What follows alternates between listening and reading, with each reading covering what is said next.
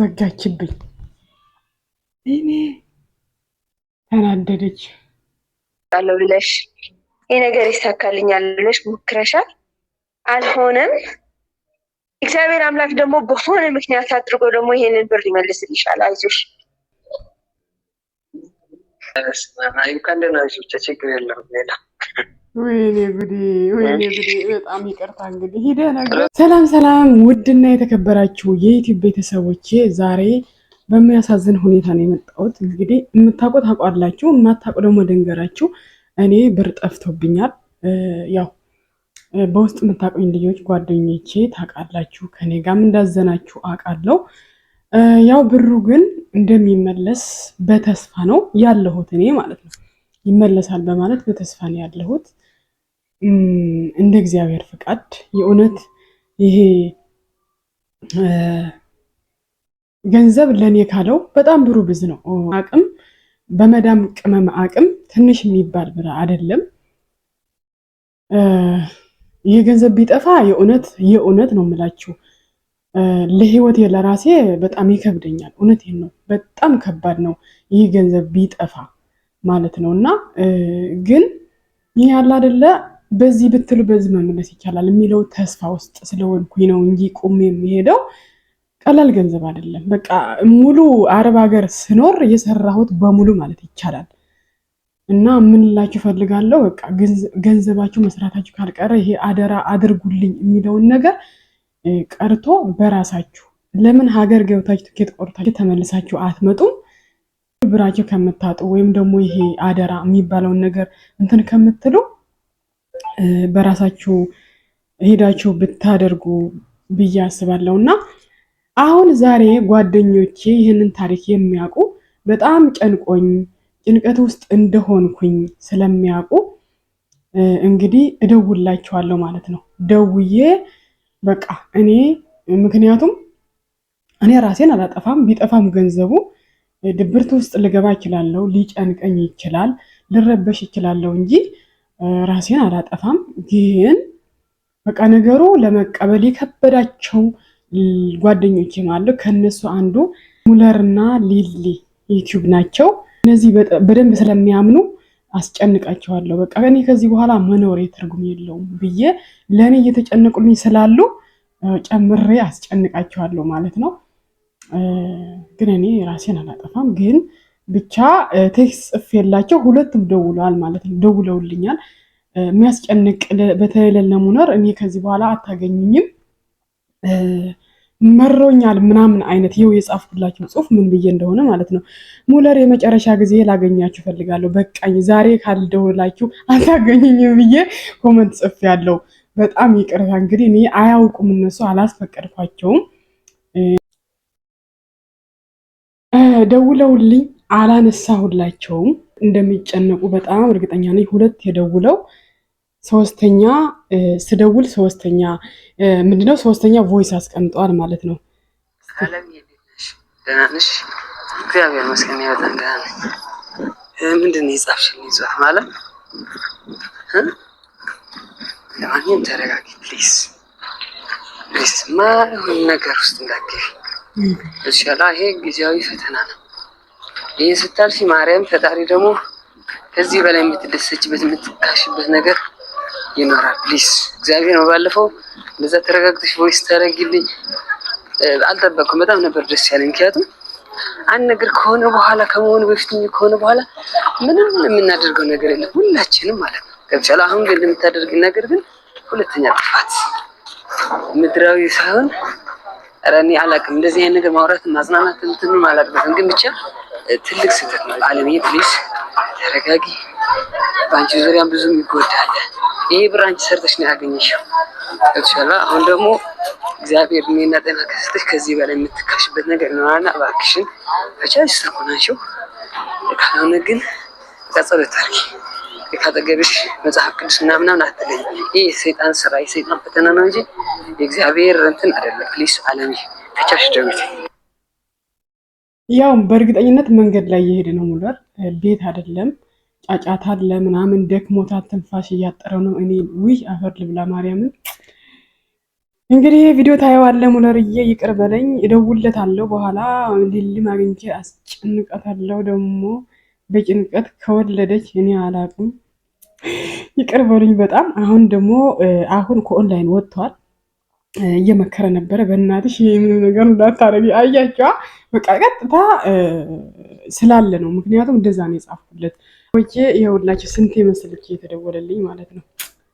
አፈር ልብላ። አንዴ 2 3 4 5 6 የደውሎ 2 የቮይስ አድርጎልኛል ሙለር ማለት ነው። አለምዬ እንዴት ነሽ? ደህና ነሽ ወይ? የኔ አፈር ልብላ። እስካሁን ስላልደወልኩልሽ በጣም ይቅርታ። ያው ነገሩ ማባባስ ስላልፈለኩ ትንሽ ብትረጋጊ ብዬ ነበርና ኤኒዌይስ የኔ ላገኝሽ እፈልጋለሁ። በጣም በጣም ተረጋግተሽ እንዳገኝሽ ነው ፈልገው። ማርያም በጣም የደነገጥኩት ይህንን ቴክስት ሳይ ሙለር ውጭ ላይ ነው የነበረው። ሰው ማንኛውም ደውይልኝ፣ አሁን ስልክሽ ቢዚ እያለኝ ነው እና ደውይ። እንደዚህ አይባልም። እሺ ማርያምን በጣም ነው የከፋኝ። እሺ በጣም እሺ አለምዬ፣ ካንቺ ሁሉ ነገር ካንቺ በታች ነው። ሁሉ ነገር ሰርተሽ አይደል ያገኘሽው ሁሉ ነገር እና እባክሽ እንደዚህ አይነት ነገር አታስቢ። በማርያም ተረጋጊ፣ ተረጋጊ። ለእግዚአብሔር ስጪ ሁሉ ነገርና ለበጎ ነው። እንግዲህ ደግሞ ወደፊት ደግሞ አዲስ ነገር ይኖራል። እሺ እኔ ይገባኛል፣ ለፍተሽ ሁሉ ነገር ያገኘሽ ነው፣ ግን እግዚአብሔር የፈቀደው ነው የሚሆነው እና ተረጋግተሽ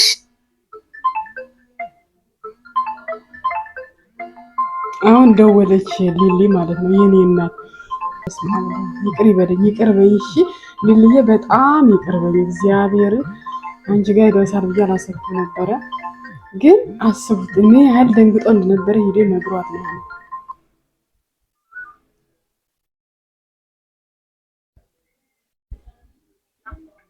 ሄሎ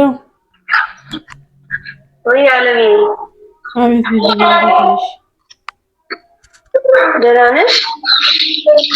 እንዴት ነሽ? እግዚአብሔር ይመስገን። ደህና ነሽ? አሁን ተረጋግተሽ አውሪ እሺ። አይ ለመረጋጋት እየሞከርኩኝ ነው። ለመረጋጋት እየሞከርኩኝ ነው።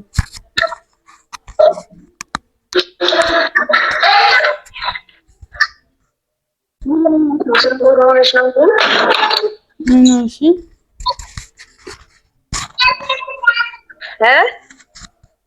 ምን አልሽ ሊሊዬ? አለሜ ድምፅሽ ያስተጋባል። ያስተጋባል? አሁን ይሰማል። አለሜ ደህና ነሽ? ይቅርታ ግን እኔ በቃ አንቺ እንዳስጨንቅሽ አልፈለኩም። ግን በቃ አለ አይደለ? አልተጨነቅኩም። አሁን የምናወራው ስለንቺ ነው። እሺ ስለኔ ማሰቡት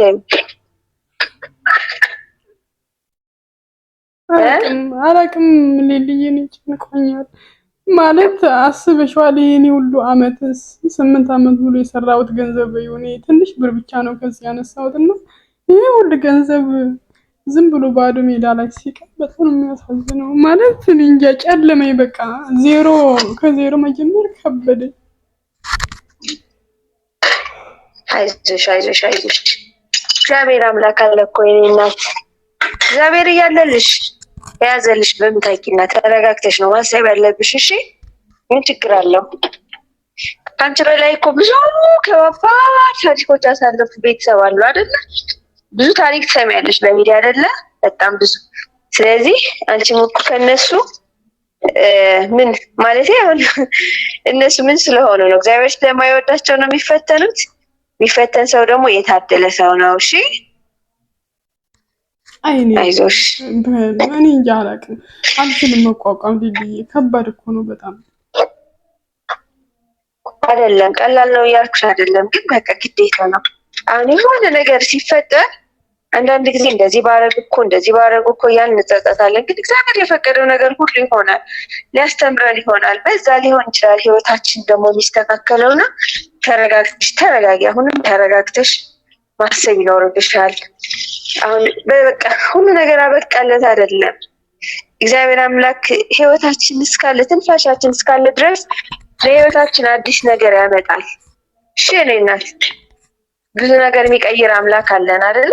እኛ እኮ ችግሩ በእግዚአብሔር እምነታችን በጣም ያነሰ ስለሆነ ነው። እሺ እንጂ ብዙ ነገር ይቀይራል። ለእግዚአብሔር አሳልፎ መስጠት። እሺ የኔ እናት ተረጋጊ። አምነ መቀበሉ ከበደኝ ልልይ። አሁንም ተረጋጊ፣ አይዞሽ፣ ይገባኛል። ግን እስኪ ዝም ብለሽ ጸሎት አድርጊ። እሱ እኮ ብዙ ነገር የሚቀይር አምላክ ነው። እንኳን ይሄ ቀላል ነገር ማለት ነው ትምህርት ሊሆናል። ትልቅ ትምህርት ለአንቺ በቃ ገባሽ? አንድ የሆነ ሰው ልንገርሽ እና እግዚአብሔርን በጣም እኔ እንጃ በህይወት እጠቀምበታለሁ እና ምን ተፈጠረ መሰለሽ? እየሰማሽ ነው? ታሪክ አይደለም፣ ትክክለኛ ነው የምነግርሽ። ማርያምን የተፈጠረ ነገር ነው የምነግርሽ እና መኪናው አደጋ ያደርሳል። የጭነት መኪና ነው እና እንግዲህ አደጋ ሲያደርስ የህዝብ መኪና ላይ የህዝብ የሚያመላልስ መኪና ላይ ነው አደጋ ያደረሰው እና ተጋጭቶ ማለት ነው። እሱ ነው የገባበት። ከዛ ገብቶ ሰዎች የነፍስ ዋጋ ከፈለ። የነፍስ ዋጋ ሲከፍል መኪናው ተሽጦ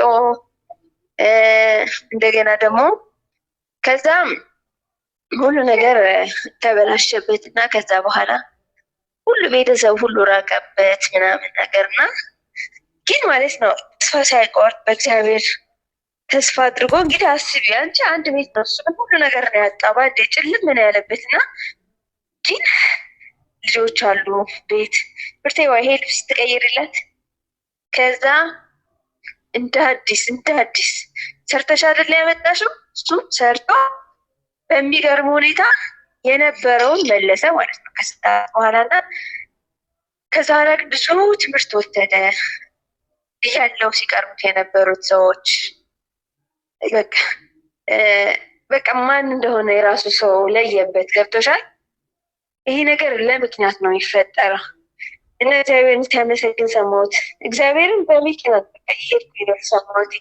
አብረን ተሳፍረን እየሄድን እና ክፍለ ሀገር እያለሁ ነው ብዙ ጊዜ ከባድ ፈተና አጋጠመኝ ብዬ ማሰው ለእኔ የሚከብደኝ ነገር እሱ ሰውዬ ሳስብ በቃ ወደኋላ እመለሳለሁ። እኔ ማነኝ ብዬ እጠይቃለሁ ራሴን እና ሰርተሽ እስከሆነ ያመጣሽው ከአሁን በኋላ ደግሞ በብልሃት ሰርተሽ እግዚአብሔር አምላክ ጤና ሰጥቶሻል። ጤና ካለ ሁሉ ነገር ይቀየራል። አለምዬ ምን መሰለሽ አንቺ ገና ልጅ ነሽ። የት ደርሰሽ ገና ምን አይተሽ ብዙ ነገር አለ። በቃ ይሄ ደግሞ በወጣትነት ጊዜያችን ልናጠፋ እንችላለን፣ ልንሳሳት እንችላለን። ሁሉ ነገር ራሳችን የምናደርግ ይመስለናል እና እያዳመጥሽ ነው? ሄሎ፣ አዎ እያዳመጥኩሽ ነው። አለሜ እያዳመጥሽ ነው? እኔ ጋር ነሽ ብዬ ተስፋ አደርጋለሁ። ሀሳብሽ ሙሉ በሙሉ አዎ እየሰማሁሽ ነው ውዴ። እና ብዙ ነገር እንሳሳታለን፣ እንቸኩላለን። በቃ በራሳችን ሁሉ ነገር እናሳካል። እስኪን ማለት ሰርቼ ለወጣለሁ ብለሽ ይህ ነገር ይሳካልኛል ብለሽ ሞክረሻል፣ አልሆነም። እግዚአብሔር አምላክ ደግሞ በሆነ ምክንያት አድርጎ ደግሞ ይሄንን ብር ይመልስልሻል። አይዞሽ፣ በቀጥታ ባይሆንም በተዘዋዋሪ እግዚአብሔር አምላክ የሰራሽውንም ባርኮ ቢሆነ ላይ ስታዊው በደንብ ትንሽ እየሰርተሽ እግዚአብሔር ባርኮልሽ ብዙ ነገር እንዲሆንልሽ ያደርግልሻል። ለምክንያት ሊሆን ይችላል ይሄ ነገር እና ተረጋግተሽ አስቢሻል። ህይወት አያበቃም። የሚያበቃው ስንሞት ብቻ ነው። ፈተናማ ግድ እኮ ነው፣ ከሁላችንም ጋር ያለ ነው። እቺ ምድር የፈተና ናት። በቃ ለበጎ ነው። አንተ ታውቃለህ፣ ስለ እኔ ከኔ በላይ አንተን የሚመለከት ብለን አሳልፈን እስካልሰጠን ድረስ ህይወት በጣም ከባድ ነው። እሺ አለሜ፣ ሁሉም በየቤቱ ብዙ ነገር ያሳልፋል። የተለያየ ነው። የተለያየ ቢሆንም ብዙ ነገር እያሳለፈ ነው በየቤቱ። ገብቶሻል? አንቺ በብር ነው የተፈተንሽው። በብሩ ቀላሉ ነገር ነው። በልጅ መፈተን አለ ማለት እየተሰቃዩ ብዙ ወጣትነት እድሜያቸው አልጋ ላይ የሚያሳልፋሉ። አንቺ ሁለተኛ እድል አለሽ። ጤና አለሽ የኔ እናት አለምዬ።